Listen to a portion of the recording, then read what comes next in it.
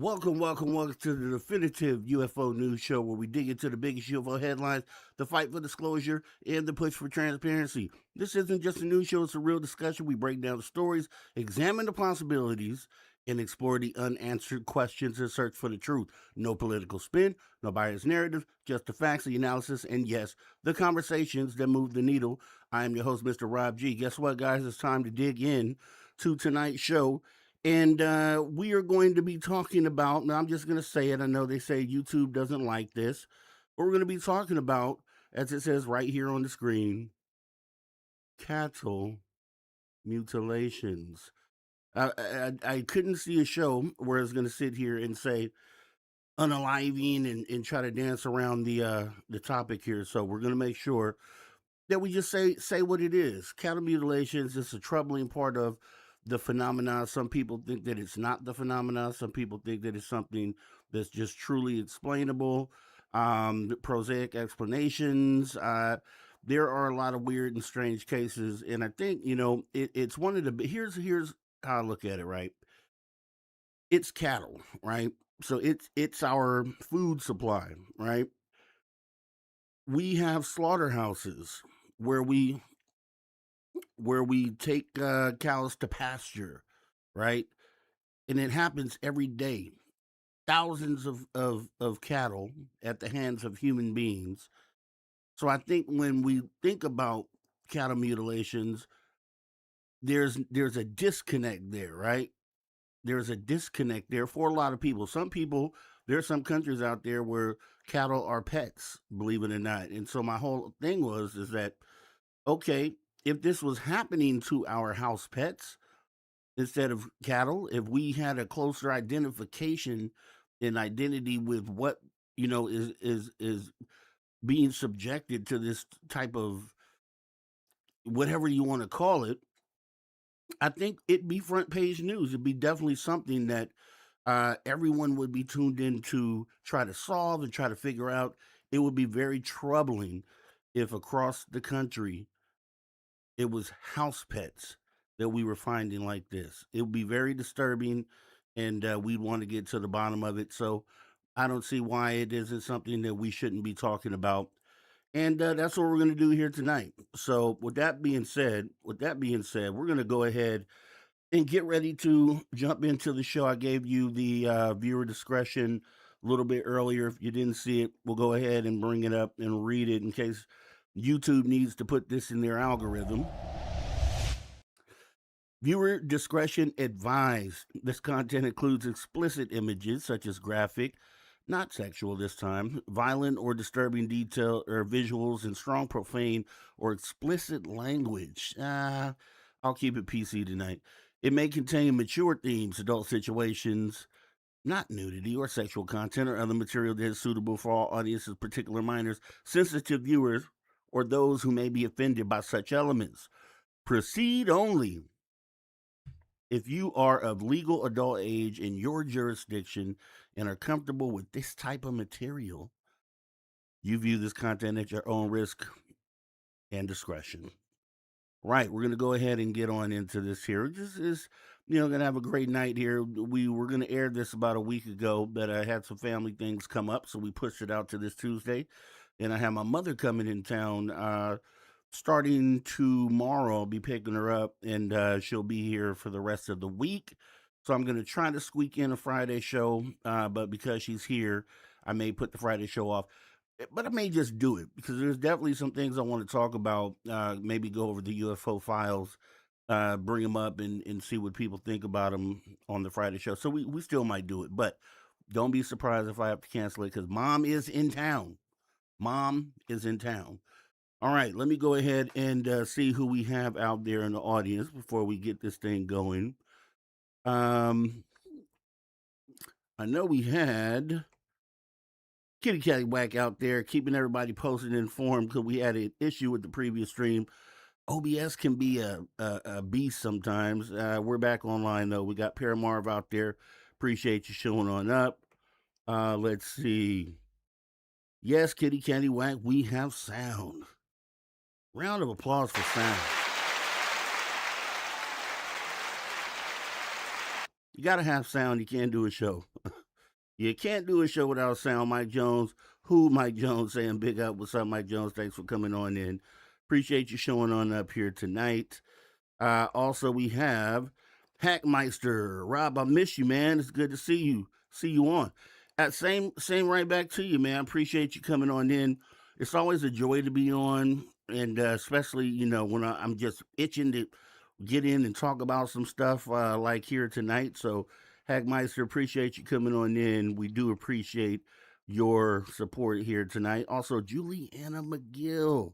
Hey, Juliana McGill, thanks for coming on in. Appreciate you showing on up as well. Uh, I know I said hey to Paramarvelous, but I'm gonna say it again. Hey, Paramarvelous, thanks for coming on in. Appreciate you showing on up to the show. Also, Candace Helfrich. Hey, Rob, long time no see. Yeah, I've been here and there and everywhere, building up the channel really. We got some really good stuff. We have the After Hours radio show back on this channel. Just did our first episode last Saturday with Josh Rutledge. Always awesome conversation with Josh. This coming week, we have Sir Brian Bowden coming in. We got Preston Dennett on the horizon, the Reverend Michael J. Carter coming on in. And we're booking a lot more people as well. Awesome stuff. It's the new and improved After Hour show. So make sure you guys come see that every Saturday at 7 p.m. Pacific. We may expand off of that after some time, but that's what I feel comfortable starting it there. So we'll do it every Saturday because we have this show, which normally airs every Wednesday at 6 p.m., which is the definitive UFO news show. Also, we have the Friday night call-in show. So we're kind of keeping things busy. Also, I've started implementing our UFO minutes, which are a little short, and we're going to do daily or semi-daily releases with the UFO minutes, just kind of the latest breaking bite-sized, details of what may be going on within the UFO community today. And it's a one-man show, so shout out to a one-man show. Very hard to keep everything afloat, but I'm definitely trying to make sure that we get that going. So with that being said, let's go ahead and see who's up in here. Silent Listen dropped in. I didn't see Silent Listen. Where's Silent Listen? Let me go back. Silent Listen. Appreciate you coming on in. I finally found you, Rob, sitting here silently listening. All right, that's what I'm talking about. Appreciate you, Silent Listen. And I don't know why people aren't telling people where I'm at. I'm over here, been over here. We're doing stuff over here. We'll just say Goodfellas. Oh, he's over here now. Yeah, no, Casino. He's over here. He's over here. He's with us. He's with us. Appreciate you guys all coming on in. So we're going to go ahead and hop on into the show. You guys already know there's a phone number for this channel. It's a Social Dig hotline. You can reach it by calling 856-843-3444, or that is 856 the dig. If you're outside the United States, like I know some of you are, you would dial 001 first, then 856-843-3444, or that's 001-856 the dig. As we go ahead and move in, memberships are available on this channel. That's how you help support this channel. Super chats, super thanks, and memberships. All these things go to help raising the bar production-wise, quality-wise, and just, gives me more freedom to produce and just raise the bar in the content here. Look, we're coming in hot, right? But we're still on the ground level. So by the time we get to where we're going to be the best produced show out there on the World Wide Web. The greatest underrated show on the World Wide Web is what we're shooting for. So appreciate that. If you wouldn't mind, those links are in the description of each and every video. And as we all do all that, we're trying to bring people in. So we're on the road to 1,000 subscribers. We got to hit that milestone. We got to get there. We're so close, but we just have to get there so we can kind of blow up from there. 1,000 subscribers is what we're trying to hit here. Consider becoming a subscriber today. You can also do that by hitting the subscribe button or looking in the description of each and every video. There's a link for you to become a subscriber. Just, showing your support and love there. So believe me, it's all appreciated, and it's something that I hope you get around to doing, because I love getting with like-minded people, having these conversations and move the needles. Just what we do, and we'll continue to do this until we figure out what's going on with the phenomena, and we'll probably keep going after that because there's so many questions to be answered that we could do this forever. We could literally do this forever. So let's go ahead and get this thing going. I thought about it. As long as this channel's been on, I don't think we have ever talked about the cattle mutilation situation. And once again, a lot of people want to dance around the term. They want to say cattle unalive. And I caught myself doing that as well. But it's like, okay, if YouTube just doesn't like that word in the algorithm, I don't know what to say. But we want to kind of be as straightforward as we can, especially with a lot of people who are just coming into the community. So they don't have to try to figure out unaliving and all these terms that we're using to try to dance around some of these shadow ban words. But to kind of just put this out there, we're talking about cattle that ranchers are finding just completely drained of blood, organs removed, and in some cases without incisions, which is crazy. And then when there are incisions, they're like very precise surgical sort of situations here. So, what I want to do is I want to go ahead and kind of get this going, just read to you a little bit what cattle mutilations are. And we're going to be showing some clips from um, some prominent people in the field that covered this as well.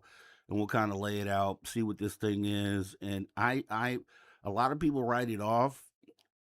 Crop circles is another one that people like to kind of push to the back. But I think both of those are still very compelling, just in the nature of what is taking place, and then you know the evidence to prove what's going on, right? Because it's either natural causes, it's either human beings, or it's non-human. And we could debate all day on what that actually means, but cattle mutilations, they represent one of the most persistent and unsettling mysteries in the annals of anomalous phenomena since at least the late 1960s, and with scattered reports dating back to further, ranchers across American Midwest and West have discovered livestock carcasses with precise, often bloodless excisions of organs and tissue. Common features include the surgical removal of eyes, tongues, ears, genitals, udders, and lymph nodes, with little to no blood at the scene and an absence of obvious predator tracks or struggle. And that's when it's hard for you to get around. If you're going to say that it's one of these other things, if there's no tracks and it's drained completely of blood, show me a predator that does that has the magical capabilities to feed on this on a carcass and leave absolutely no track. Usually they leave a mess, right? The ones that take down animals that large usually leave a mess. They're not cleaning up after themselves. They're not making sure. It's usually a sign of a struggle. And sometimes they'll eat it right there on the spot, or they'll drag it off somewhere. So you'll see drag marks with the animal this large. Um, so let's start there, especially for the skeptics coming into the conversation. Now, I'm still open, and I'll be open, right? Is if the evidence is presenting and pointing to the fact that it's just something explainable. Hey, I'm open for that. But as we're going to see today, there really isn't a lot that explains what's going on. And then another angle to this, and we'll talk about this as well, is some people will ask, well, why doesn't it seem to be happening as much anymore? Well, I beg to differ. I think it's definitely still happening, maybe not as much, and maybe we could try to figure out why that is. There's some plausible explanations or ideas for why that might be. But the phenomenon peaked dramatically in the 1970s, prompting FBI involvement, state task force, and widespread public fascination. Now, the UFO connection to this, the link to UFOs gained traction early and remains prominent among researchers. The 1967 case of Snippy, which is one of the cattle that we'll be looking at here, Snippy the horse, will be actually, let's take a look at it now. Snippy, a horse found mutilated near Alamosa, Colorado, coincided with reports of strange orange lights and objects in the sky, including the sightings by a local judge and sheriff's deputy. During the 1970s wave, multiple witnesses reported UFOs or mysterious lights on nights when cattle were found mutilated. Investigators like Linda Moulton Howe, right? That's a name, big name in the community, and also a name when you think about these cattle mutilations. That's one of the most prominent people to talk about. It's not really a lot of people that have dived into it. Some have, but she's like one of the most prominent names to do so. Linda Moulton documented hundreds of cases, noting the surgical precision that seemed beyond conventional tools, the lack of blood, sometimes described as drained or cauterized, and occasional high electromagnetic readings or soil anomalies at sites. Some accounts describe animals appearing to have been dropped from heights with broken bones inconsistent with natural death. So that's another angle of this, right? As it just said here, you have some of these cows, and I was looking for, because historically I'd seen some other videos that showed, cattle being dropped on top of sheds and things like that. Just no possible way for that to happen without it being lifted up into the air. Now, obviously, humans have ways to lift cattle off the ground, right? But it's we don't have anything that wouldn't leave evidence of doing so, right? So you're kind of not left with very many options when it comes to evidence of these things, these cattle being dropped from heights. Like, how can you even, where can you even go to explain that? And if there is a conversation to have on that to explain it away, let's have it. Because otherwise, if we can't explain that, then we already have evidence that these things are here. You have cases where, experiencers are talking about they're showing up in their bedrooms. You have cases where experiencers are talking about, being taken aboard ships. And so why would we be the only focus, or why would we have the only interactions with these things when there's all these other living things on the planet? Why would we be the only ones? Does it make sense that we would be? And makes it more plausible that if they are dealing with us in a way, that they are also interacting with other things, living things on this planet. It just makes sense, because why wouldn't you? Why wouldn't you, right? So let's get into Linda Moulton Howe real quick. And then also I'm going to show you where she lays out exactly what this is, because you just got to hear it from her lips. But Linda Moulton Howe is an American investigative journalist, Emmy winning documentary filmmaker, and author renowned for her decades long work on cattle mutilations, UFOs, and related phenomena. She holds a master's degree from Stanford University with a focus on science, medicine, and the environment. In 1979 to 1980, as a reporter for KMGH TV in Denver, Howe investigated the 1970s mutilation wave. She produced, wrote, directed, and edited the documentary A Strange Harvest, which came out in 1980, which examined mutilated cattle, interviewed ranchers and law enforcement, and explored links to UFO sightings. It won a regional Emmy Award for audio achievement in 1981 and brought national attention to the issue.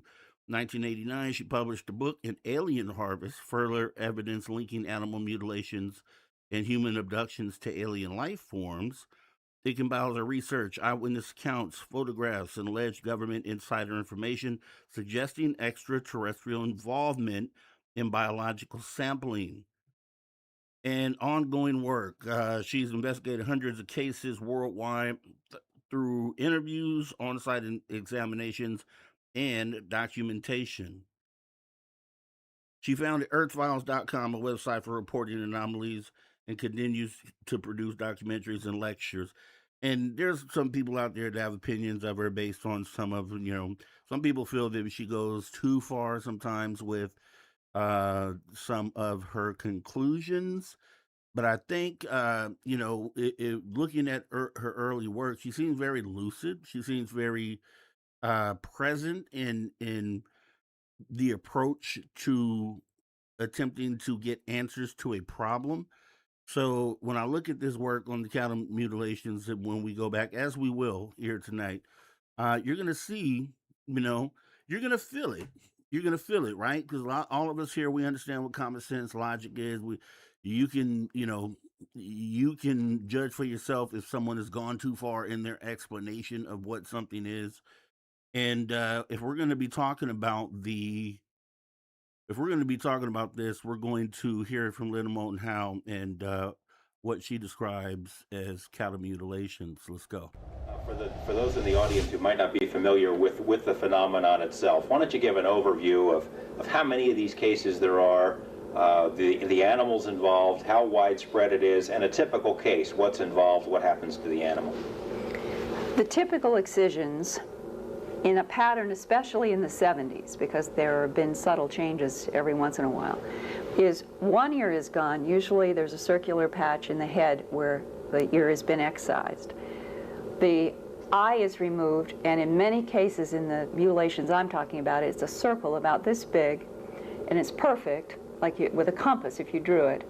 And everything from here up to here is removed, and that includes the eyeball, and in several cases, and one in particular, a veterinarian said that the optic nerve had been removed perfectly and cleanly from inside the brain.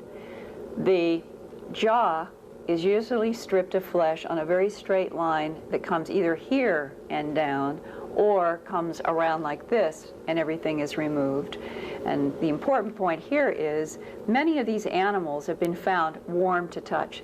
They're less than 12 hours dead. And yet the bone is as perfectly white and clean. There is no flesh, no blood of any kind. That's highly unusual. The tongue, in most of the cases, is cut deep within the throat in a vertical cut. You would have to open up here to see where the actual excision line was. The genitals are often removed in oval cuts like this in the male. It's just like a cookie cutter, just like somebody went stencil and it's removed, and all there is in the belly of the male is this oval. In the females, the udder might be removed. Similarly, it's just like a cookie cutter, and it may be sort of square or round and takes the udder, or a combination takes only the teats, very carefully, very specifically, and there's no blood. And the rectum is cored out as if somebody took a stovepipe, shoved it in, pulled it out 6 to 8 inches in, and everything is removed. That's the common pattern that has affected Canada, the United States, Mexico, Puerto Rico, Central America, South America, Australia, the Canary Islands off the coast of Africa, and several parts of Europe. And that same pattern, not just in cows, but in almost every domestic ranch animal that you could think of, and poultry, and birds on the Canary Islands off the coast of Africa. And this is where there were biopsy plugs that went right through the feathers, made these very strange plugs in the birds, and wild animals, deer, elk, marmots, raccoons, possums. So a very, very detailed list and great explanation. And one thing I like to point to, she talks about the ear being cut off, one ear. And we're talking about, and she's talking about cases where this has happened around, not just in one particular place, but around the world, right? So even if we're to assume that there are a bunch of tracks around these carcasses, the idea of cults being the ones to kind of human cults being the ones to do something like this would mean some coordination across around the world. I mean, same thing with crop circles, right? It'd have to be coordinated around the world if you're going to say human beings have done something like this, and the logistics for that just don't make sense. So we're going to go ahead and I had it up here, and I'm going to bring it back up here. the Snippy horse mutilation. Just a quick little word on that. And this happened a while back, 1967 to be exact. The Snippy, real name Lady, the Snippy horse case near Alamosa in the San Luis Valley. The animal was found with flesh stripped from the neck and head to the bone, organs, brain, heart, lungs removed with clean cuts and no blood at the scene. Associated with the UFO orange light sightings by a judge and deputies. This is widely regarded as the first modern, highly publicized case that launched public interest. And if you know, a lot of this stuff is just like the crop circles, right? They want to say, okay, they were prevalent at one time, but they just don't really happen that much anymore, right? But they still do. And as far as these cattle mutilations go, within just the 2000s, there were some clusters in 2009, the Colorado cases. 2019, an Oregon wave, where 5 young bulls in one summer with organs removed and bloodless. And reports continue in Oregon, Texas, and elsewhere in the 2020s, often investigated by local sheriffs or independent researchers. And we have some evidence of some of this, right? There's the occasional local news report, right? Maybe doesn't make national headlines when it happens, but I think it's just still as impactful. So I want to talk about one here, and then I have a case that we're going to look at, and then I also have some more information. Let's start with this one here. Bizarre mystery gaining attention on a national level. Cows found mutilated, some of them cut with precision and their bodies seemingly untouched with no bloodshed. 6 cases are now being investigated just north of the Houston area in Madison County. As KPRC2's Sabira Rayford reports, investigators are looking into who or what might be responsible. Investigators say the cow's remains weren't even scavenged by other animals. An expert we spoke to says that's just unusual. The details read like a horror movie script. A 6-year-old longhorn cross cow found mutilated, an apparent clean cut removing the hide around the cow's mouth, only on one side, its tongue completely removed from the body with no blood spill. Except this is a real-life Madison County Sheriff's Office investigation and a real mystery for this community. What exactly is going on here? The Sheriff's Office says while investigating the first death, 5 cows from other locations, pastures, and herds were also found mutilated, expanding the setting of this bizarre story miles down Old San Antonio Road from Madison County near Brazos and Robertson County. So what or who is the villain of this story? We asked a wildlife expert. In your professional opinion, do you think this could be an animal? Not at all. Brian Moss owns a couple of ranches in the Madisonville area. He's also the owner of AAAC Wildlife Removal. He mentions these strange clues. The grass wasn't disturbed, there's no blood spill, and no noticeable tracks. For everything to be undisturbed, the grass around it, no bloodshed, that's not a pack of coyotes. It's not a wild animal that's done that at all. Another clue, the precision of the cuts. They're not precision hunters. They're very aggressive, and they want to get the most they can as quickly as they can. Could it be non-human, say an extraterrestrial being? Stranger things have happened. But for now, the ending of this story remains unwritten. Very bizarre.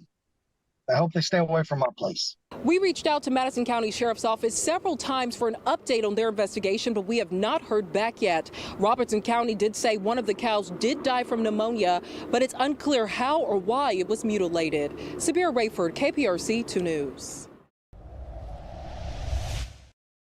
That's a current case. That's a recent case. And it possibly could be with the stigma, and maybe as we get closer and closer to this moment of disclosure that we're looking forward to, maybe a lot of these local cases start coming back up, right? Because that happened. Who heard of that? Who here has heard? Unless you live locally in that area, you probably didn't see this news broadcast. You probably were unaware that took place recently. Same MO, drained fully of blood, precision cuts, that just doesn't tie back to something that a human being has done or is doing. And you have to think about it. This has been reported, at least if we're talking about Linda Moulton Howe, going back to Snippy. Snippy was 1967. So we're talking about 60 years and likely a lot longer, but just, modern day reporting, about 60 years of this type of activity taking place. And, you have to wonder what it's all about. What is this all about? What is this all about? 60 years, these cattle being found in weird positions, no tracks, sometimes found in the snow with no tracks. Like I said, precision cuts, and no human being has ever been caught or connected or tied to any of this, right? Now, I think if you go down the same path of crop circles, obviously you have the two gentlemen over in the UK, I think about 10 years ago or so, where they had come out and said, hey, it was us the whole time. We did all this. Now, I'm sure you could get a person who wanted to make a name for themselves to be caught, attempting to do something to recreate this, right? And then it be attributed to, look, okay, a human was caught doing this, but until this day, there hasn't been a human being that has been connected to any of these. So let's continue to go down the path. So as far as new cases go, so we had this one here, Oregon cattle mutilation. This one happened here in the 2020s. There was a story written about it. I'm going to go ahead and read this to you, and it sounds just like all of the rest. Oregon officials are investigating another mysterious mutilation of a cow near Ukiah in Umatilla County. Rancher Fee Stubblefield found the carcass on September 12, 2020, reporting the skin around the cow's mouth was sliced away and its tongue, glands, and sex organs had been cleanly removed. A piece of the cow's ear was cut off and placed on its neck.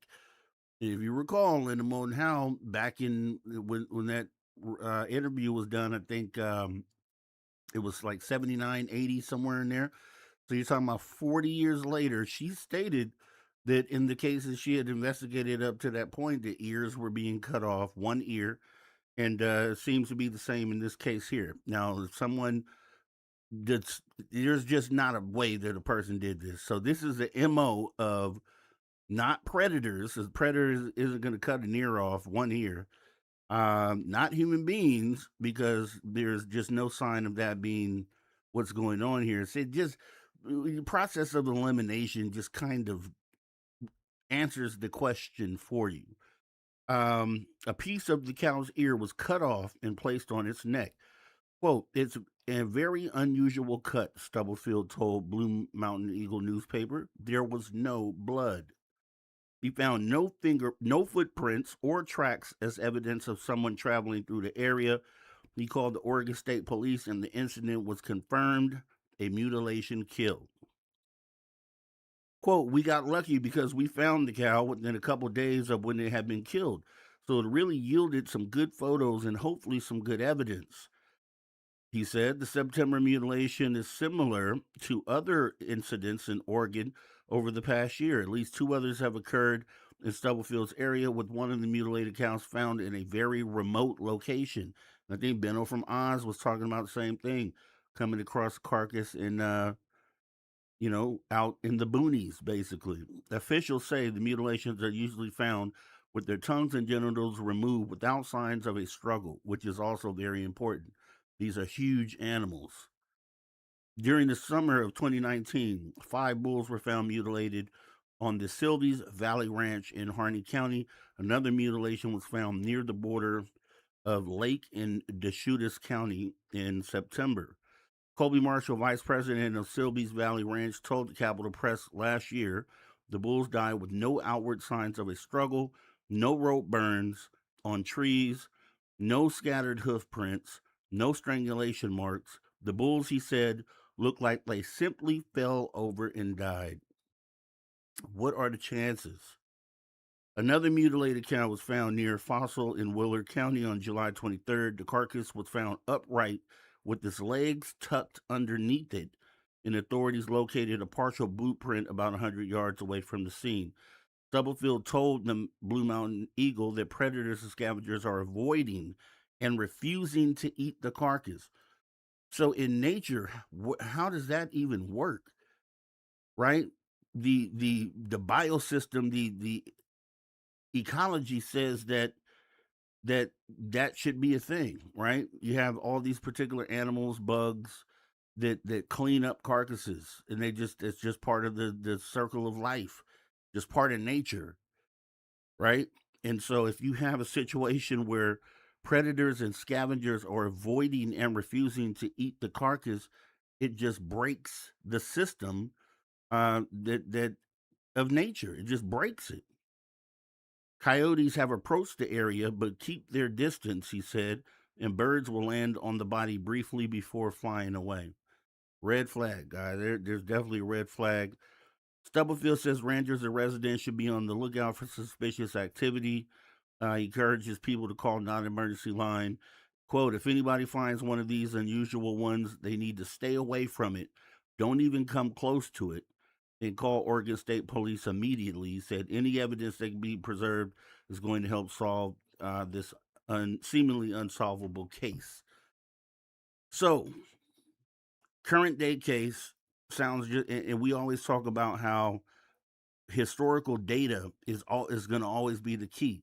That's why we have the power to bring disclosure, because we hold essentially 80% of all historical data is in the possession of regular people, as far as experiences, photos, all these different things, right? And when we look at what we know historically, or what we can lean on historically, and you have evidence of the same thing happening present day, it allows you to validate things that are happening. And these are the same MO over all these years. Obviously, not if it was going to be a person, which there's no evidence that humans are involved, they would have to be perpetrating this and then teaching others how to do this, which it just sounds very implausible when you look at it. So, I think already we can rule out human beings, but it's just cool to keep kind of bringing that home, because if you are someone who was skeptical about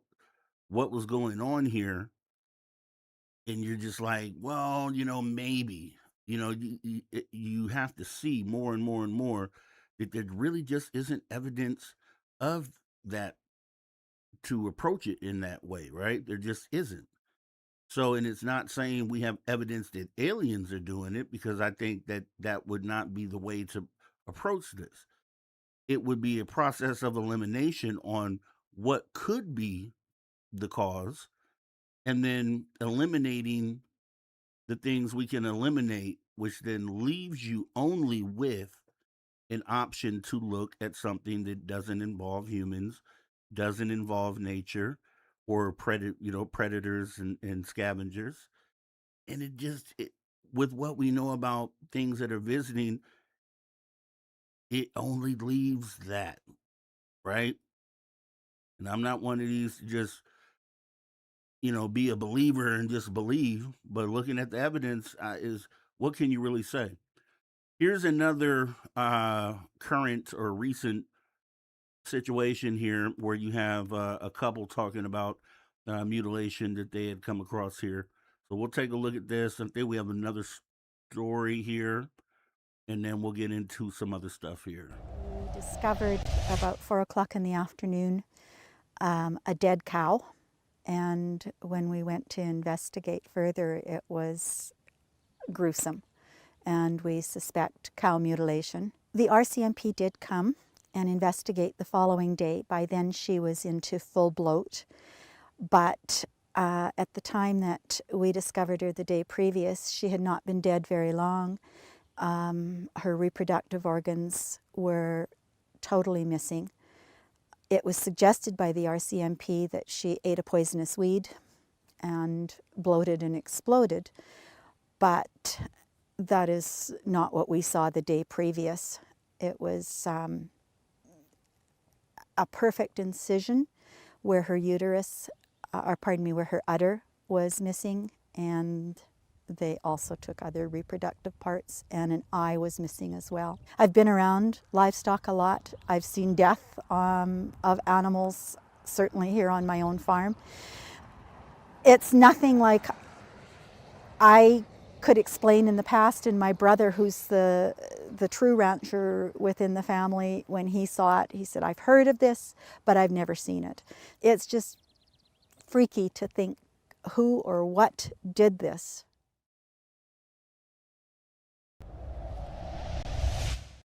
Yeah, yeah. So cases around America, right? And just like with the UFO topic, you have a lot of people out there who want to step forward and say, well, it seems to always happen in this particular geographical area, right? And we can move on to the next cattle case here, which is showing you that this just doesn't happen just here. We have a very similar case here, and maybe I can bring this full screen. So this is an Australian cattle mutilation. Another news story I'm going to read to you here, and let's connect some dots, right? Let's try to connect some dots here. So, the UFO phenomena, Australia's cattle mutilation mystery. A decade ago, Mick Cook, and this was put out on June of 2021. So shout out to 7 News Australia.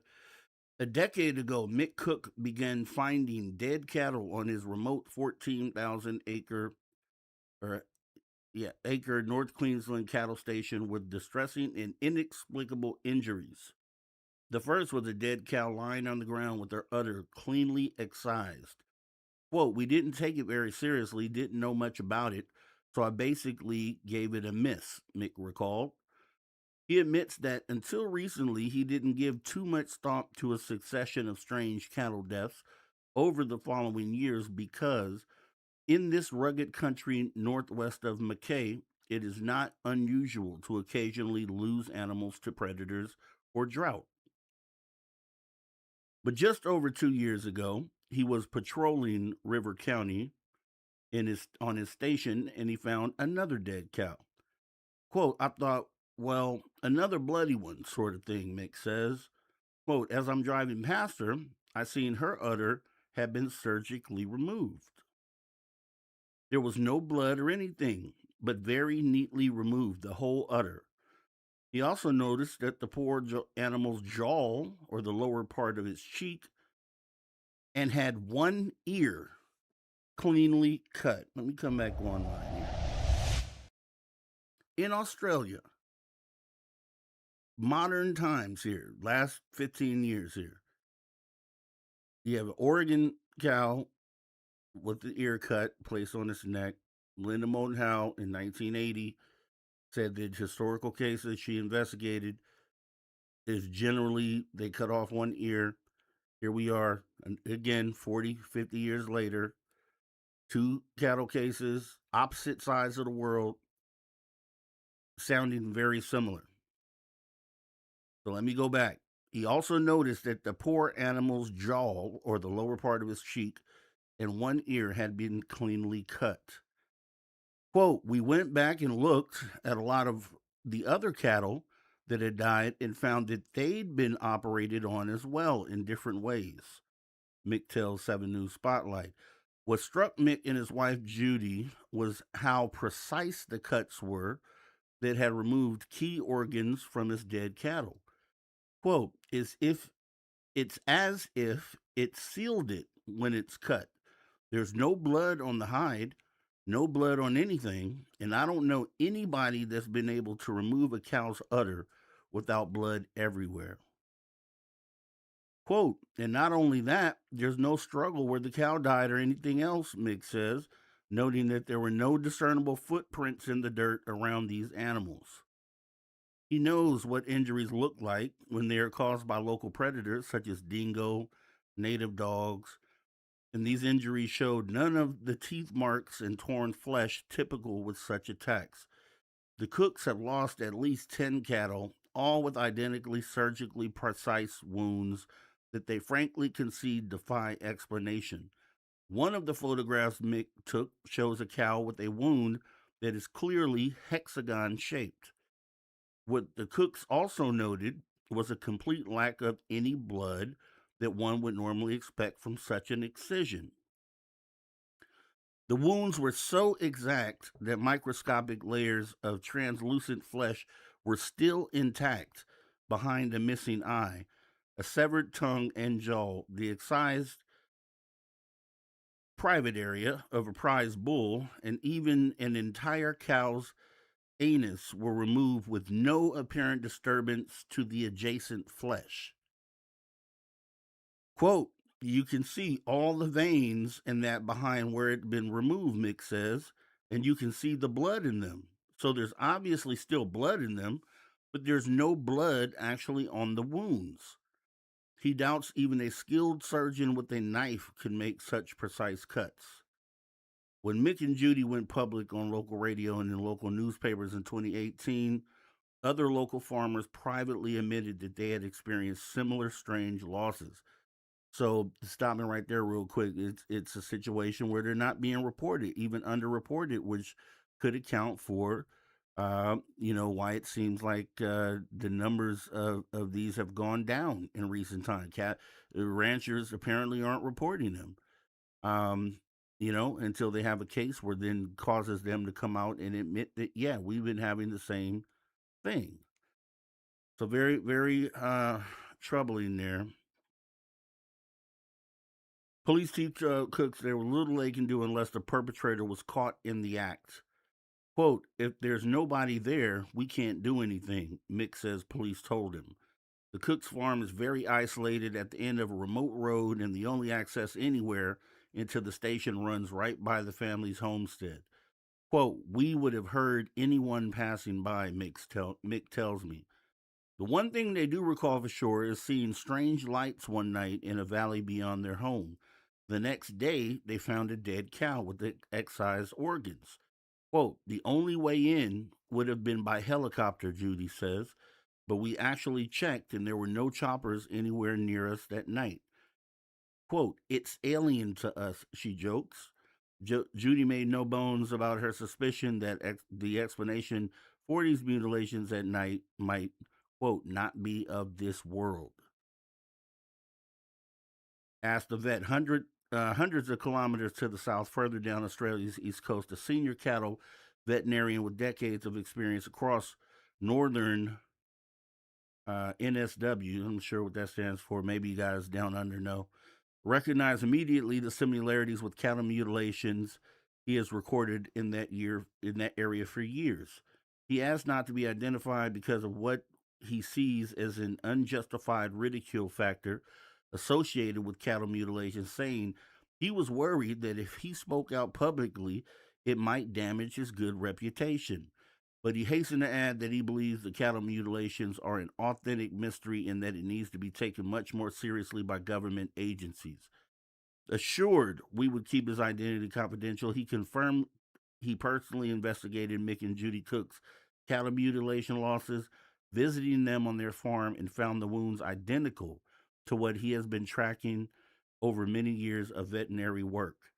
Quote, it's definitely not an animal, the senior vet tells me. Quote, these cuts are so precise that I strongly doubt even an experienced worker from the local abattoir could make wounds that are so exact. One of the freakiest wounds he saw was a cow with a huge midline incision across its abdomen.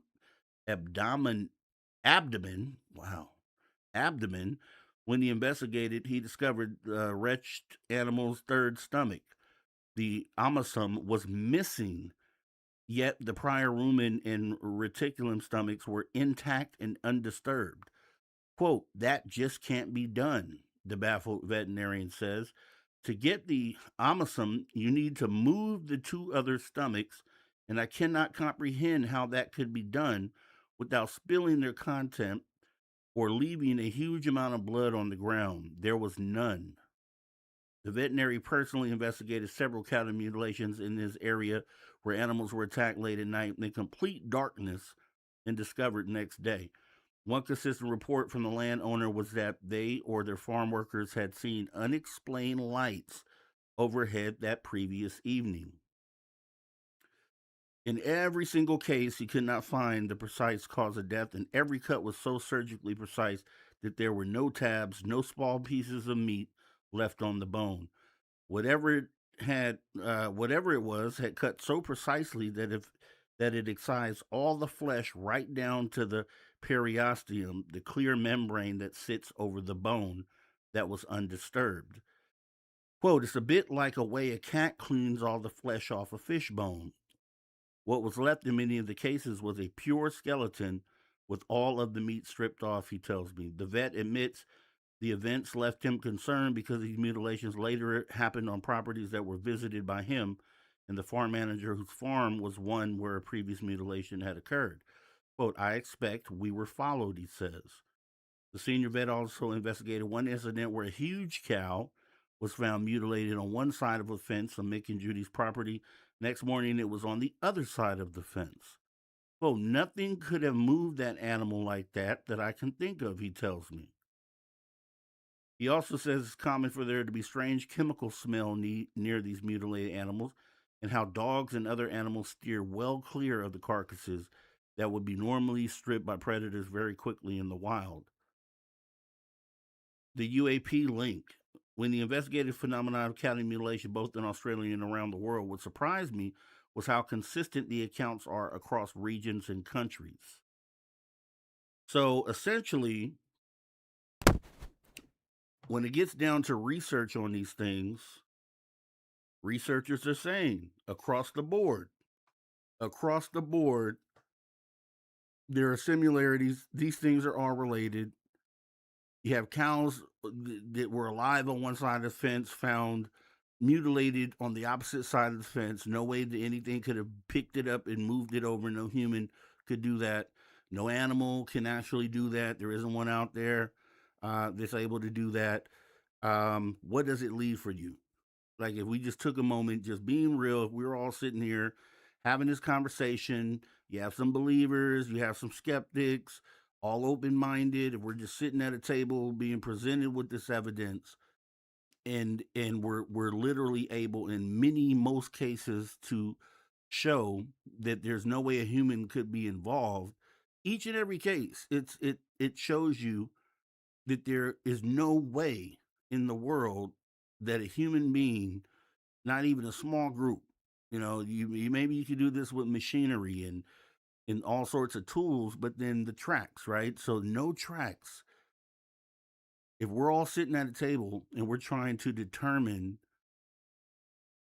if this is related to if a human could have done this, if a predator could have done this, or if one of these weird things that we're trying to figure out what they are, that they're currently visiting us, were involved with this, the high level of technical ability, obviously, to pull this off, it's pretty clear cut. So this really should be at the forefront of the conversations that we're having when you, and maybe it's the next conversation to have in the public, because I think it's even more compelling, and I really feel like it really shores up the conversation of if we are being visited by something or not. Because if we had no knowledge, or we weren't having the conversation of the things we already see, once again, if you present the evidence to the world and say, hey, let's get some answers on this, I think collectively we would all come to the conclusion that we'd be able to mark off anything else that we can think of. And so it would be an unknown, which then obviously ties it into the other conversations that we're having. So I really feel like this should probably be brought back up. This should be something we talk about more often. And we're not done yet. We're going to get into some other compelling information. And just to give you an idea historically, you had Snippy in 1967. 1973 to 74, you had Kansas, Nebraska, and surrounding states.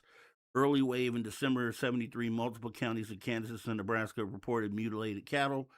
Let's see, 1975, primarily in Colorado, there was peak intensity.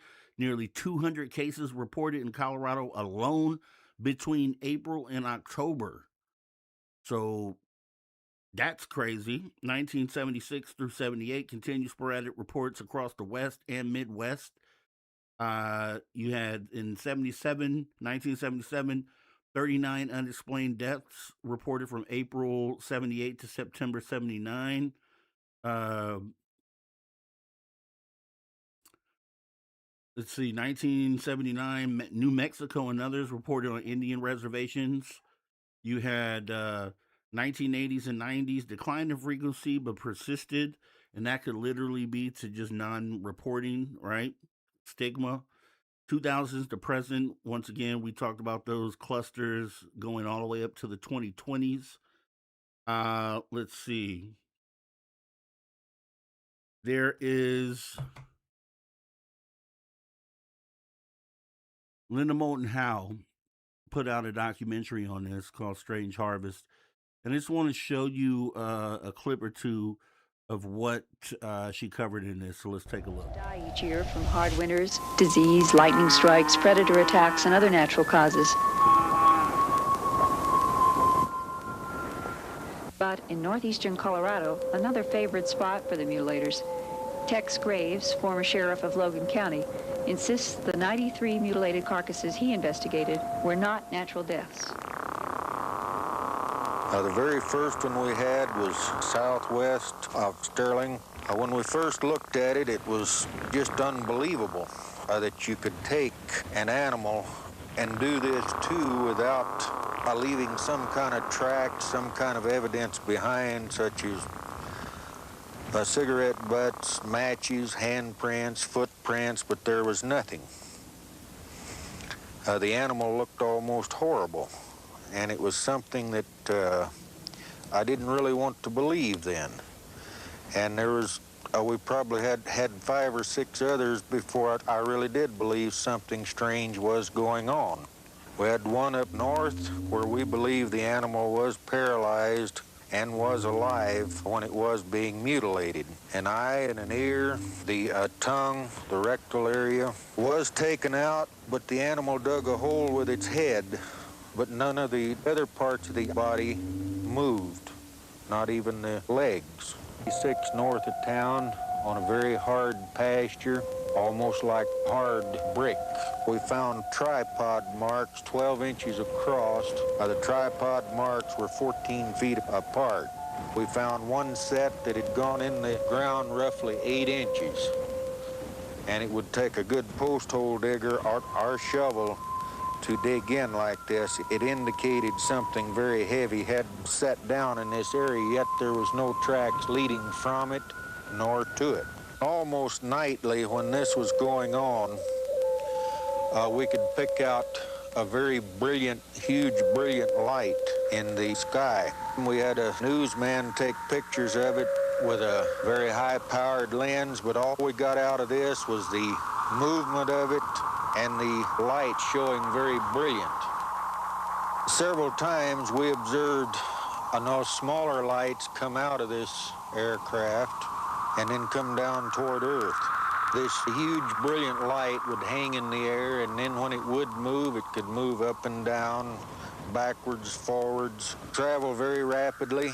And after a while, these smaller lights would join up with the larger one, and then they'd disappear.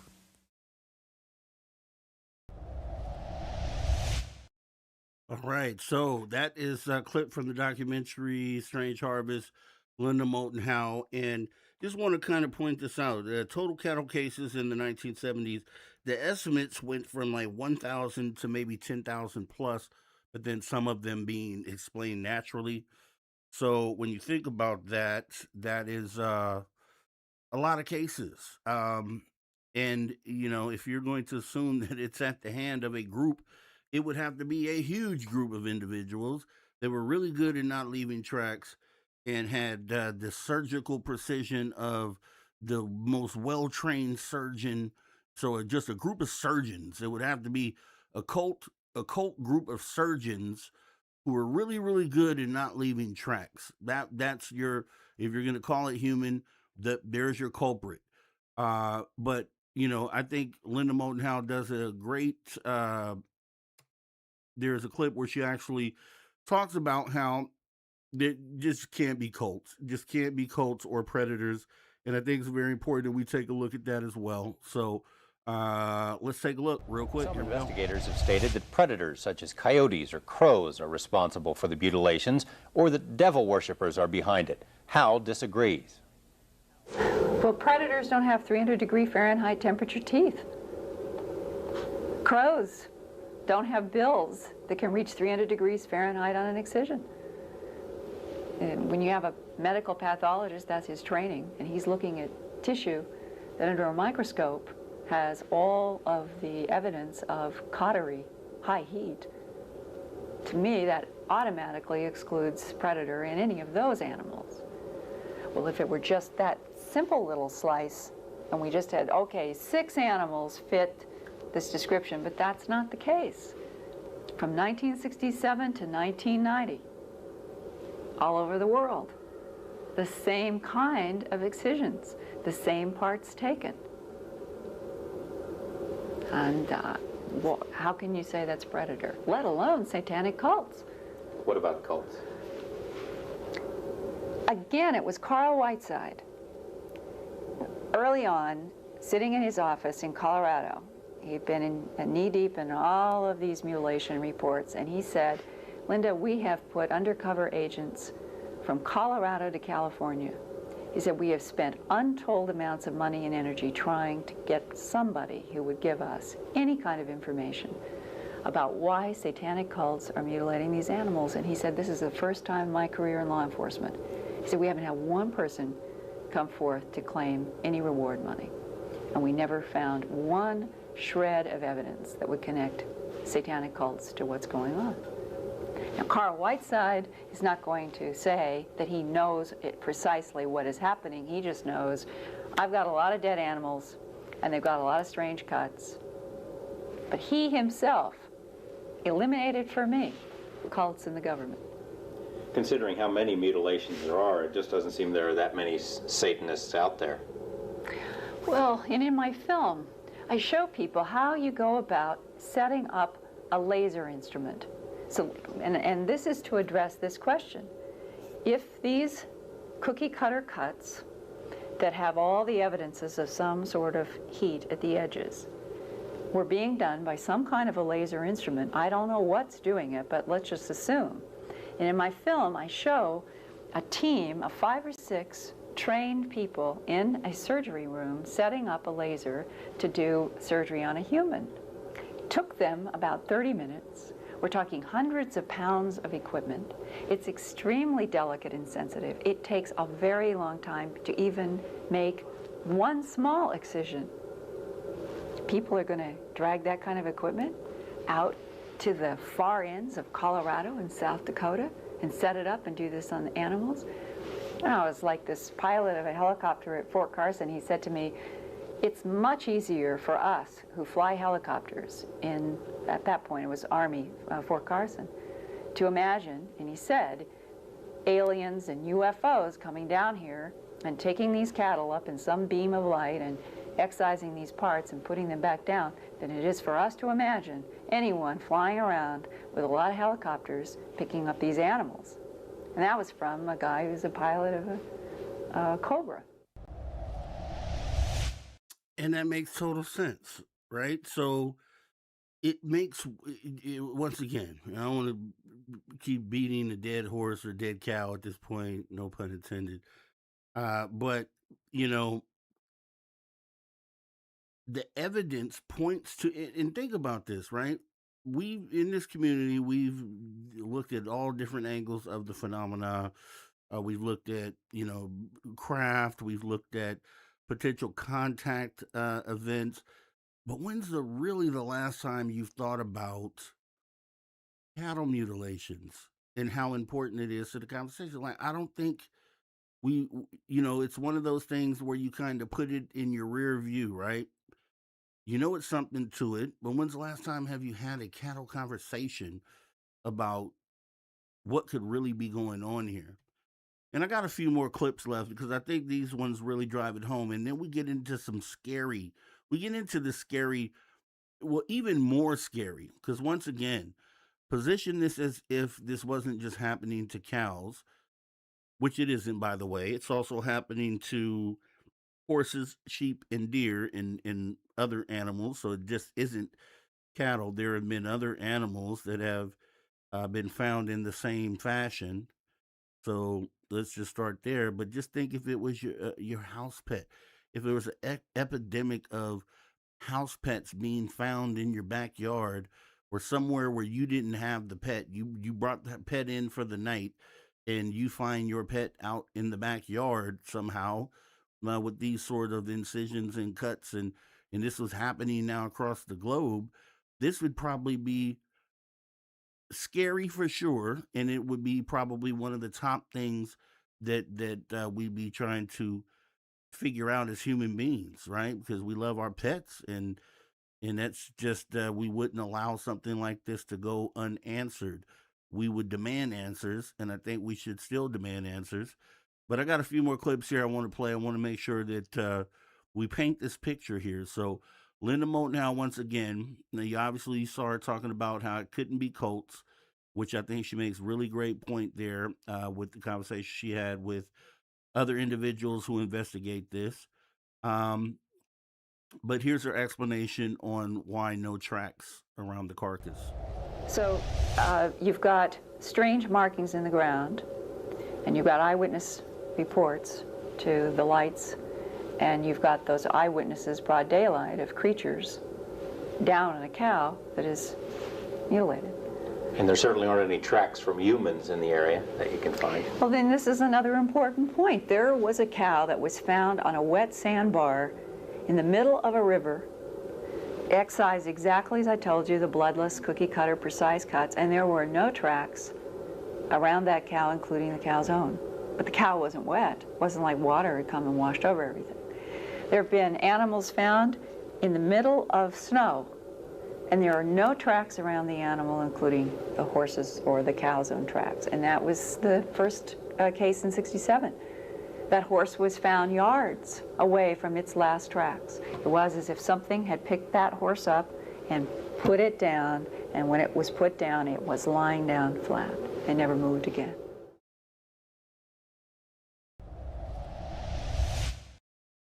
Okay, yeah, just kind of backing up a lot more of what we have said here as well.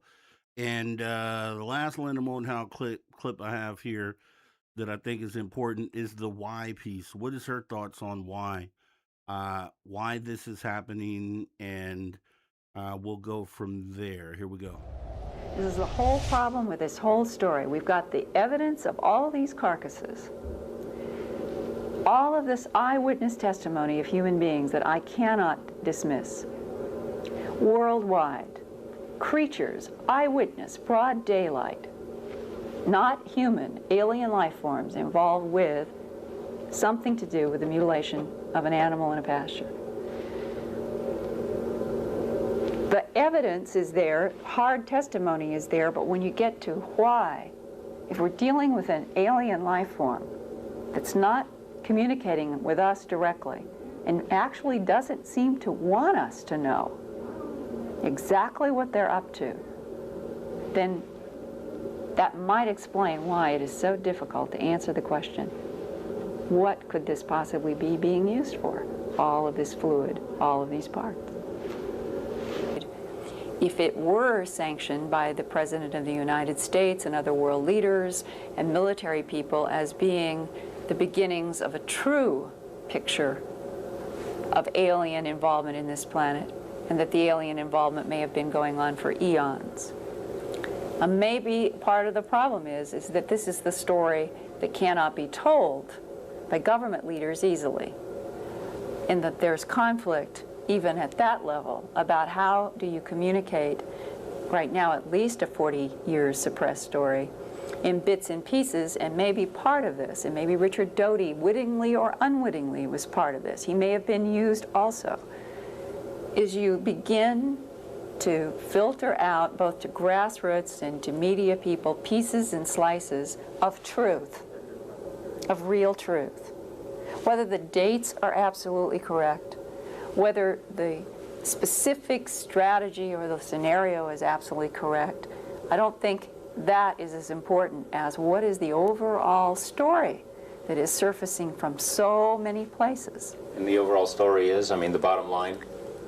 Aliens have been involved with this planet for a very long time, and there's evidence today to suggest that they are still intruding themselves on this planet in human abductions, animal mutilations, and probably in other ways we don't know.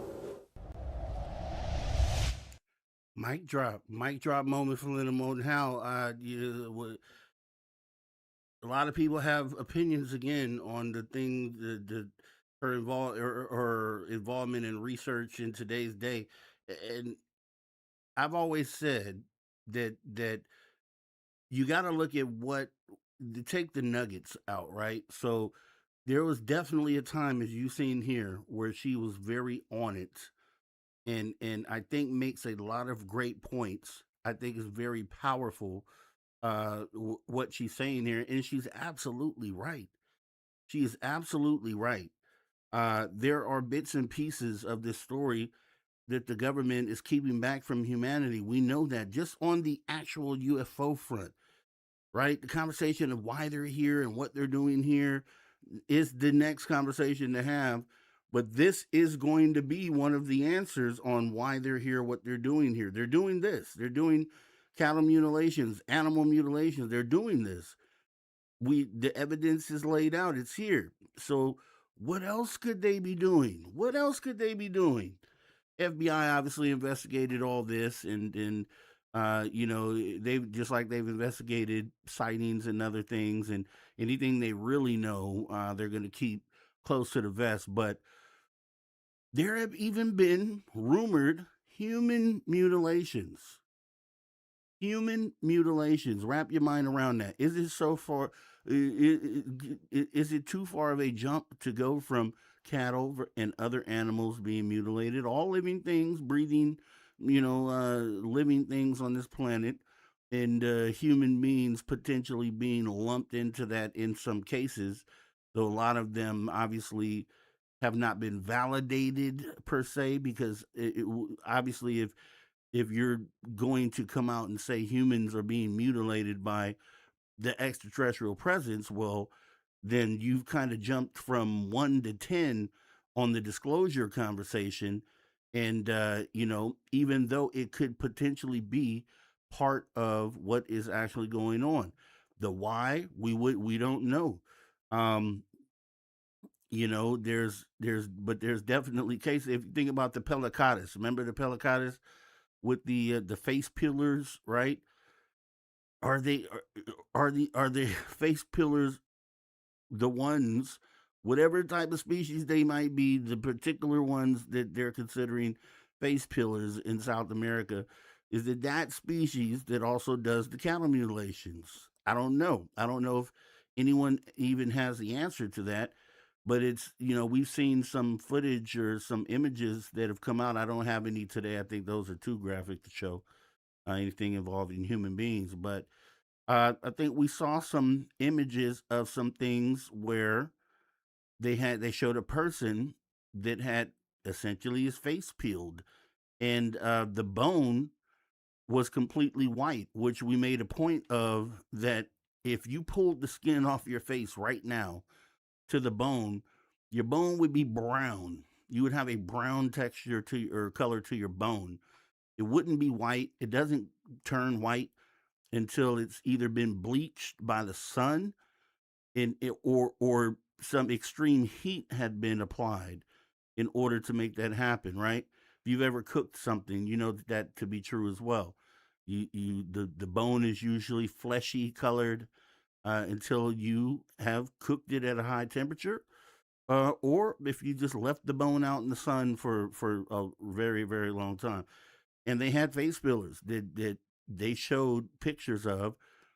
Obviously, we can't say what the validity of that is, but it does mimic what you see in these cattle, because the same situation applies, that when you're seeing these cattle that have been freshly killed and then mutilated, the bone on the jaw is usually stark white, which means it would have to have been sitting in the sun for a very long time, or heat would have had to been applied in in that area. Lines up with everything else that Linda Motenhouse talked about here. And I think it's definitely something to be, something to be looked at. So there was, actually, I'm going to play John Lear, the late John Lear, who talked to George Knapp at one point about potentially being related to human mutilation. I think he kind of speaks about that here. Let's take a look. Well, he says the mutilations have not gone from animals to humans yet. You agree with that? There have been some humans. It's a very, very sensitive subject. I'm going to steer away from that. But I will tell you that since the beginning of this year, there have been over 200 animal mutilations on Long Island. It's supposedly a big secret.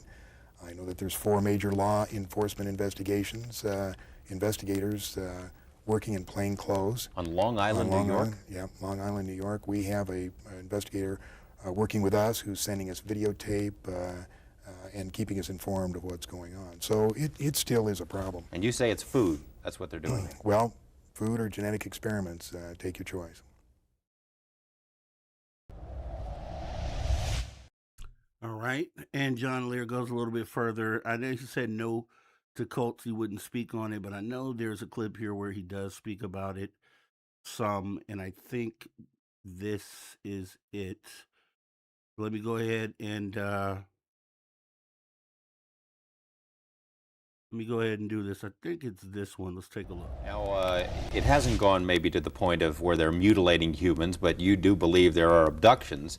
And you also believe that at one point there may have been some kind of a clash between American military forces and these UFO. That's one of the stories. When we began to discover what I call the Grand Deception was in 1979, and apparently there was some kind of clash.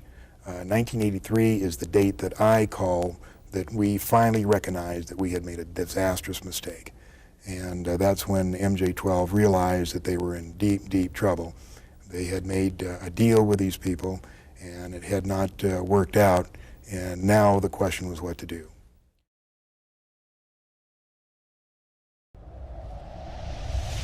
All right, and I know I have a something here was sent by Paramarv as far as potentially a human mutilation case.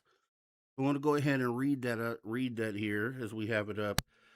This was a Reddit post, and it looks like the mysterious and shocking case of Sergeant Jonathan Levitt's abduction while searching for missiles with the fellow U.S. Air Force. The military was last seen in a frightening situation. Let's see. I don't know that it actually has a story here.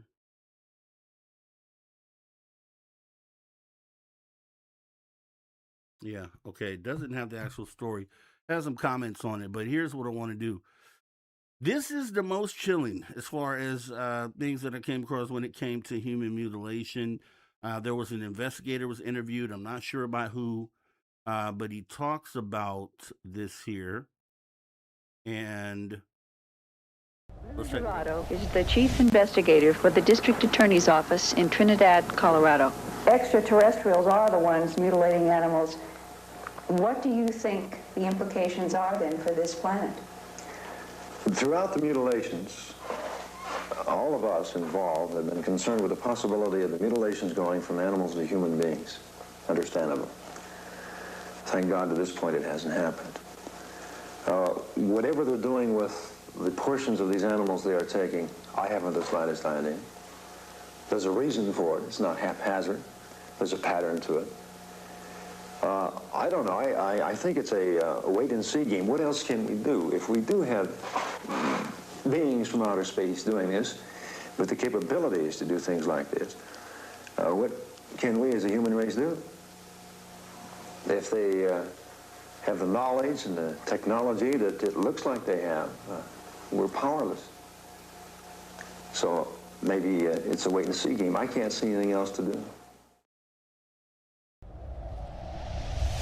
I have here, there was note here that human cases are extremely rare, highly controversial, often unverified, which we obviously know why. Because if they were verified, it'd probably shock and scare everyone on the globe at one time, knowing that these things that we can't control, that we can't, determine when and where they come or if they come, would be willing to do something like this to human beings. But there was something listed here. They share features like bloodlessness, precise organ removal, which is eyes, tongues, genitals, anus, digestive tract, and lack of struggle evidence. They list one, 1988, Guaraparanga Reservoir, Brazil. Unidentified male body found with eyes, ears, tongue, genitalia, and digestive organs removed with surgical precision. No decomposition despite time since death. Little blood strongly compared to cattle mutes by researchers. The official cause undetermined, widely discussed in UFO circles. And so it happens to be Brazil, which is South America, which is where they also talk about the Pelicadas, right? It's the same region of the world, and just happens that there's this particular case from 1988 that comes out of that is obviously separate from the photos that were released during that whole scare they had down there, where the citizens had to arm themselves against what they were calling like these jetpack beings that people tried to explain away as uh as essentially go or I don't know what they call them, but essentially bad guys with jetpack boots on. Come on, guys, let's be for real. Look at the evidence. Something is out there, and something is happening. There's a lot of activity we can point to in South America. Maybe we'll do a show specifically on South America alone, because I think there's a lot there. And there's obviously a lot of tree cover, a lot of foliage when you look at the entire continent of South America.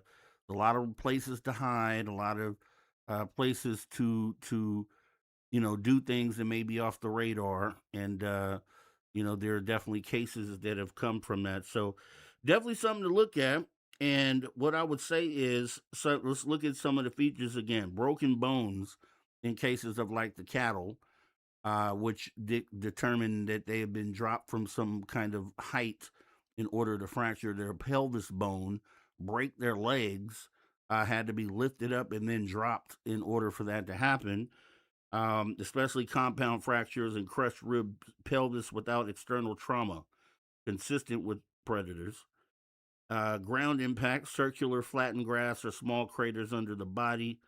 No struggle or drag marks. Animal appears placed or dropped rather than having walked to the spot.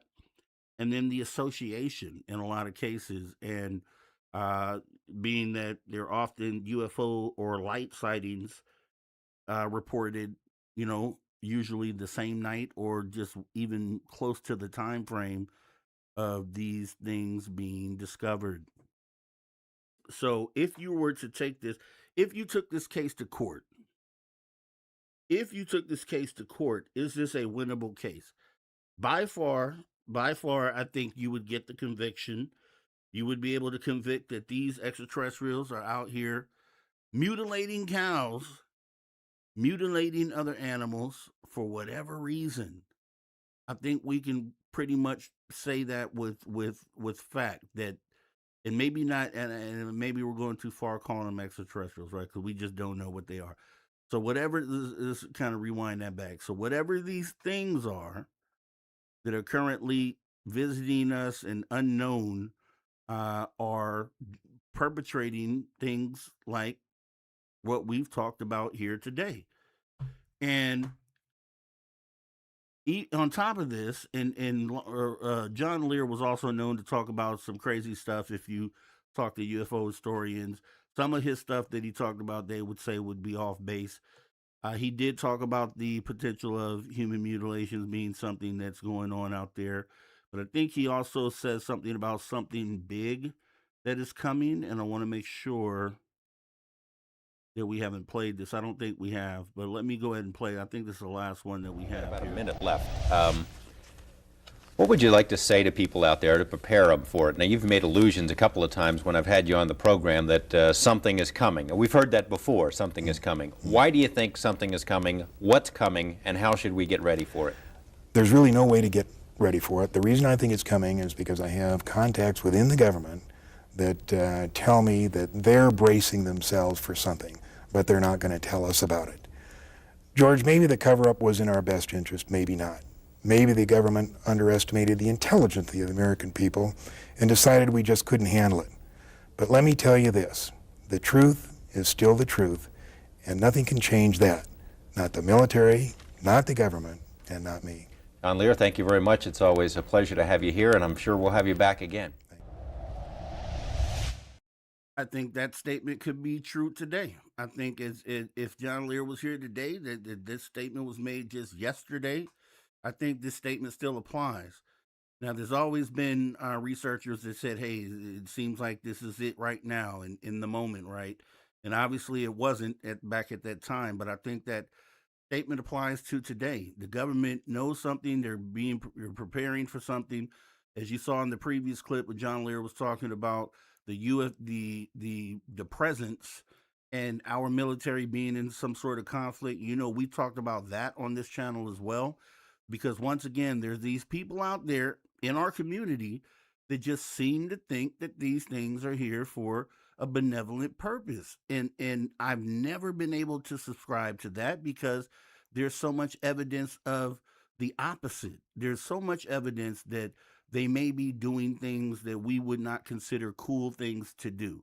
Right? Once again, if the cattle were your pets, if there was your dog, your cat, your little fur babies, and this was happening to them, we would be outraged. There would be outrage all over the world. And there's really no difference to them, right? There's no difference to the presence. They would do this to your fur baby, right? If it's something they wanted to do. They're not doing it because it would be something that would emotionally affect you. I don't think they care about that. So what makes it any different in the eyes of why they're here and what they're willing to do, right? And it's not to fearmonger.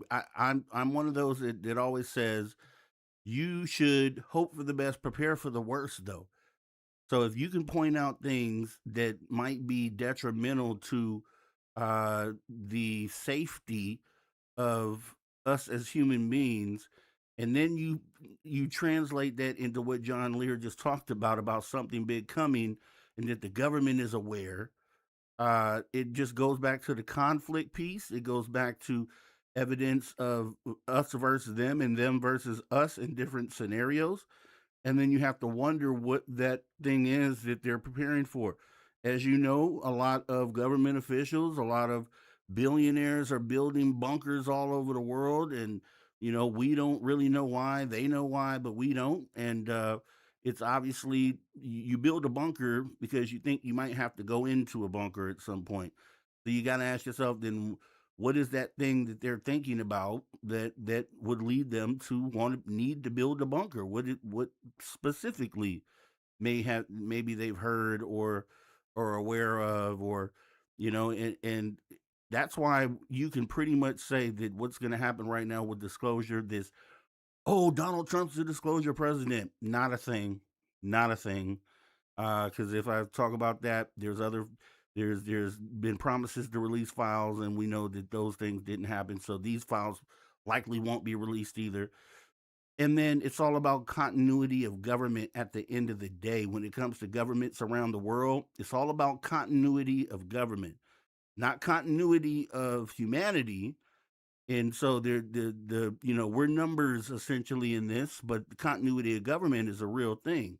So if something were to happen here, whether it was at the hands of something from out there or asteroid or some sort of nuclear situation, continuity of government is number one on all government lists.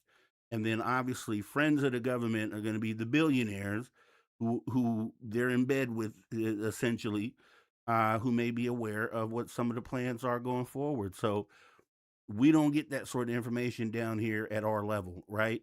But We can educate ourselves in the way that we're doing by having conversations that move the needle and essentially, talking through things and just trying to give answers to, to some of these things that may be going on that we can't get and won't get from entities like governments who may be more in the know as far as intent goes. And I think it's just something very important for us to do. So, cattle mutilations being one of the big things. One thing that I always want to point to here is not humans, not predators. So, what? Cattle mutilations are a strange action perpetrated by the phenomena. Other animals have fallen victim. Are humans also at risk? You can't put it past them.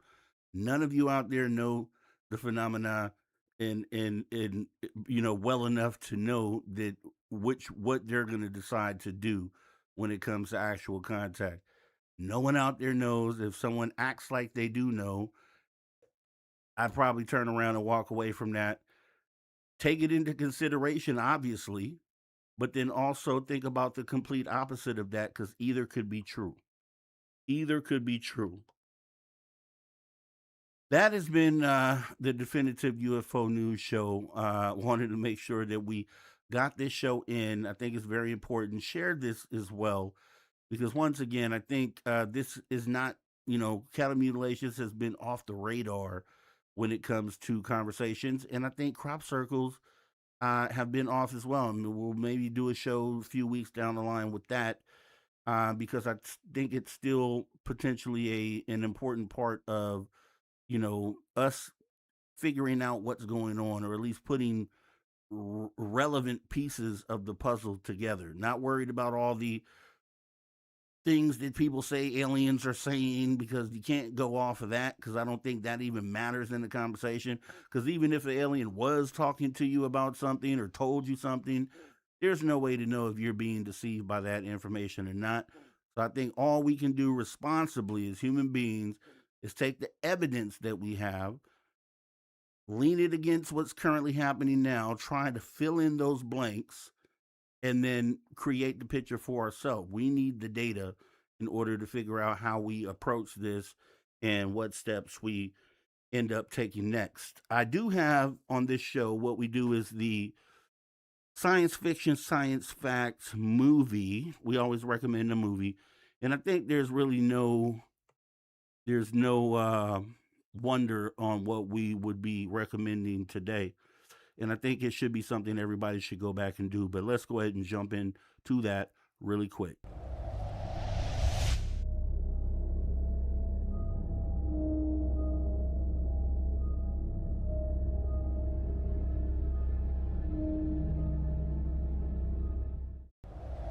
All right, the science fiction, science fact movie for this week, for the week of this week, is going to be A Strange Harvest. A Strange Harvest by Linda Moulton Howe. As you've seen from some of the clips here, and shout out to Linda Moulton Howe, obviously we use a few of your clips, but I really think that this documentary should be promoted. And I'm not sure, you may find this for free on YouTube somewhere or wherever you can get your hands on this. The data is obviously, as we've looked at today, very relevant to the conversation. And so it would be a great watch to bring you up to speed on even what was determined 40 years ago as far as research goes on this part of the phenomena. It's a scary part. It's a part that a lot of people don't want to necessarily, look at or approach. And that's the thing with this channel. I mean, we have conversations that are sometimes tough. It's not going to be, I'm not here for entertainment in the aspect of, telling you spooky stories or, just campfire stories and things of that nature. We're really trying to take what we know about the phenomena, what we think might be part of the phenomena, and trying to understand it, and then really trying to figure out what would be the best way to deal with something like this. That's why these conversations are important and why we will continue to have these on this channel. That's just what we do. That's just what we do. So another good show, OMG. Yes, I I would lean with all the evidence we looked at to say that the presence, whatever it is, these craft that we're seeing, these lights, these things that we know are not related to human beings, any adversarial human beings or any, local human beings, not related to anything human. So, what is it? Why are they doing it? Are they doing it to us? Is there some future agenda there? Just walk away from this with information. It's not meant to scare anyone, but I really feel like the moments that we're going to go through after this, it's not going to be just the enlightenment moment. It will be that. It will be enlightenment for a lot of us because we'll be aware, a lot more people will be aware that there's something more than us, which is beautiful. Now, we need to know how to handle this new place that we're going to be moving into. How do we handle that? What steps can we take to make sure that humanity exists, persists, and paves a new way for how we do business here on Earth? Now that we are going to be dealing with neighbors, space neighbors, and that whole dynamic, and it would be wise, and I really think we are. I think some of these. I'm not really into the reverse engineering aspect of all this. I do think what should be happening and what likely is happening is they probably are trying to reverse engineer craft. But I think as well, if you have craft, then you also have the ability to find ways to defeat craft as well, right? So if you can understand what it is, how it works, what can we design or build that could impact said craft if there's a moment where we have to do exactly that? I would hope that that's going on. I'm pretty sure that's going on. Planetary defense, all that sort of thing. Because if they're here to help, great. Let's do some positive stuff together. But if they're here for other reasons, then hopefully this 40, 50, 60, 70, 80 years of secrecy means they're somewhere developing ways to protect humanity. Best case scenario, I would hope that's happening. And maybe it is. With that being said, we have, and this was actually a little off because we were supposed to do this show last Wednesday. So I had disclosure day listed as 37 days. It's actually 30 days. Well, 31 days. This is the month of May. So we're 31 days out from the movie Disclosure Day. And what this impact may be, how it may fill in some of the blanks in the conversation that we're having. I would love to see, and I'm going to go see it very first day. So maybe we'll talk about it on the After Hours show on Saturday the 13th. However, I'm really hoping, and I saw, I think they asked Richard Dolan or something if he thought it was going to be really impactful or just a movie. He said just a movie, and he based it off of all the other, UFO related content Steven Spielberg had his hands on over the years. Didn't really do anything to move the needle. And I can agree with those things, but he did also point to Close Encounters of the Third Kind as being something where he had advisors, and which is why it's so impactful today. And I agree with that as well. But I really feel like, when you're developing a film, if you think about when Lou Elizondo came out, when the New York Times article hit with Leslie Kean and Blumenthal, 2017, so that's 9 years. I would think the development of this film happened after 2017. And I would think that what's the content of this film is going to apply to a lot of the things in the movement that happened over the last 10 years. And if that's the case, then there's a whole handful of advisors that I would think he would be leaning on to kind of put this film together. So I don't think it's going to be, just a random movie, just a movie to kind of fill a space. I really feel like he may have been motivated, and I can't speak for him, and I hope he comes out in the interview and says so, but I just feel like and hope that he was motivated as much of us were as well, awakened as well to what's going on, the movement, the reality of it being here, the impending imminent disclosure moment that has to be upcoming at some point soon. And then why you would name your film Disclosure Day makes me feel like that's going to be the case.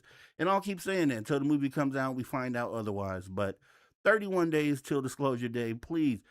It'd be so awesome if everybody went to see it. I'm not obviously promoting it because I don't get anything from it, but I would like to have the conversation with you guys and kind of see what you thought about it as well. So if you can, try to go out and see it as quick as possible because I would love to see what your perspective is and what you walk away with from that film.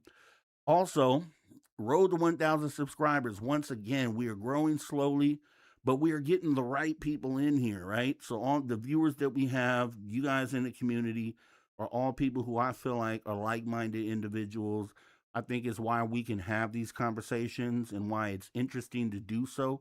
Because when you come in, I feel like you should walk away with something to think about and maybe something to add to the conversation. So even after this show, if you've thought of something or there's something that you think should have been covered within this, leave it in the comments for future viewers to be able to click on things and maybe, add or at least list the names in there of the data so that individuals could walk away with more than they came in with, which is why we do this show. And I do appreciate everybody coming on in. Share, tell a friend, put this on your socials. All you gotta do is hit the share button, hit where it says copy link, go over to your social, say, hey, this is a cool show to watch. This was a good episode. Paste that link in your post on your social media. That way, any of your friends who would be interested in this conversation, all they have to do is click on the link and they could come on in and join the conversation, guys. It would be appreciated. Also, if you wouldn't mind taking one moment, because it takes a lot to put these shows together, I would appreciate it if everyone took a moment, 30 seconds here, just hit the like button. It's very important.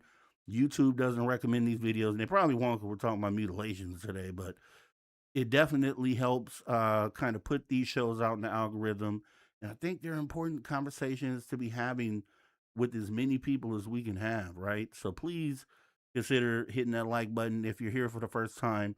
Also, please consider hitting that subscribe button. Become a Social Soldier today. Memberships are available. You can find them in the description of each and every video that we do here. Super chats, super thanks, memberships, they all go to helping us put on better and better and better shows. As I said, I'd love to get an editor at some point and do some edited stuff, some really top-notch editing, be able to hit the road and go film like Plant 42 where it's rumored for the government is holding these UFOs. I'd love to be able to take those road trips, and that's where membership, super chat, super thanks all come in to help do that. So we'd appreciate you doing it. We always commit to raising the bar here on this channel. We will continue to do so. You can catch this show, which is the Definitive UFO News Show, normally on Wednesdays, but Mom's coming into town. So we're going to go ahead and hang out with her, give her hugs and all that good stuff. So may or may not have a Friday show, which normally we have Friday night call-in show for you guys. If I have the time, I'll put it on. If not, we'll just kick it to the next week. But we will be doing the After Hours radio show right here this Saturday. We'll have Brian Bowden, Sir Brian Bowden, coming on in, and we'll be talking the phenomena like we always do. A lot of good guests coming up as well. A lot of great content, more UFO minutes. So please consider taking some time, hitting that like button. We're going to get this thing going. Social Discord is also available. If you don't know what Discord is, it's an app. If you download the app first, if you don't have an account, download it to your device and then go into the description of this video after, click on the link that says Discord, and it will connect to that app and put you into the social Discord, which is where you'll find other people within this community. It's a 24/7 thing. You can chat with each other at any time. I'm going to start doing movie nights and things in there as well. So make sure you download that. Click the link in here to be connected. And also the phone number. Make sure you have this in your phone because for one, we do the call-in show, and this is how you get in. 856-843-3444. That's 856 the dig. If you're outside the United States, once again, 001-856-843-3444, or that is 001-856 the dig. After Hours Radio Show and the Friday Night Call-In Show, part of this channel. We would love to see you there. And it has been another great show. I'm just so glad you guys came out and hung out with me, Mr. Rob G, getting it in, getting it done on another great episode of the Definitive UFO News Show. It has been a pleasure hanging out with you guys tonight. Much love, as we always say. We'll do it like this. It's a wrap for the Definitive UFO News Show. We've uncovered the stories, we've challenged the narratives, and ignited the conversation. The truth is out there. We're just getting started. I'm Mr. Rob G, and all I ask of you is to stay curious, stay fearless, and keep digging, because guess what? The answers may be closer than you think. Have a great rest of your night, guys. Talk soon. Take care.